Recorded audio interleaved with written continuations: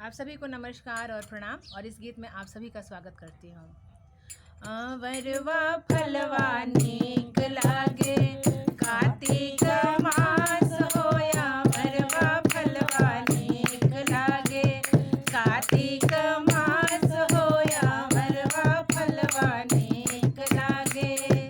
भोर बिनु सार दिवई, भोर बिनु सार दिवई, गंगा नहास होया वरवा फलवा नीक लागे, कार्तिक मास होया वरवा फलवा नीक लागे।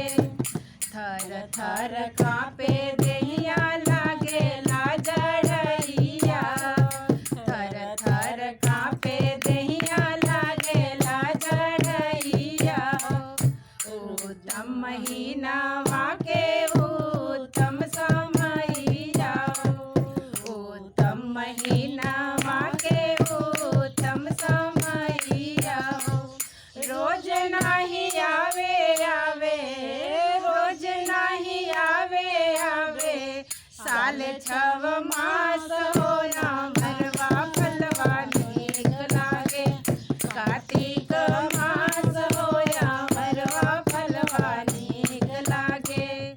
तुलसी के जल धरबो दियावा देखैबो रामा, तुलसी के जल देबो दियावा देखैबो रामा। पियर से नूरवा से पतवा टिकैबो रामा, पियर से नूरवा से पतवा टिकैबो रामा। सीधा देबो पंडित जी के, सीधा देबो पंडित जी के, करब भोज भात होया वरवा फलवा नीक लागे, कार्तिक मास होया वरवा फलवा नीक लागे। भसुर जी नीक लागे गोतनी के संगवा, भसुर जी नीक लागे गोतनी के संगवा। देवरू जी नीक देवरानी जी के संगवा, देवरू जी नीक देवरानी जी के संगवा।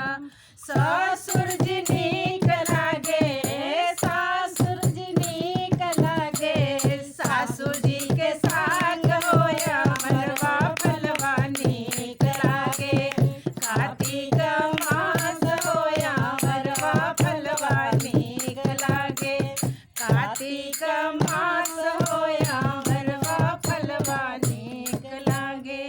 और एक गीत निक लागल तो रवा सब जरूर लाइक करब, शेयर करब और कमेंट करब। धन्यवाद।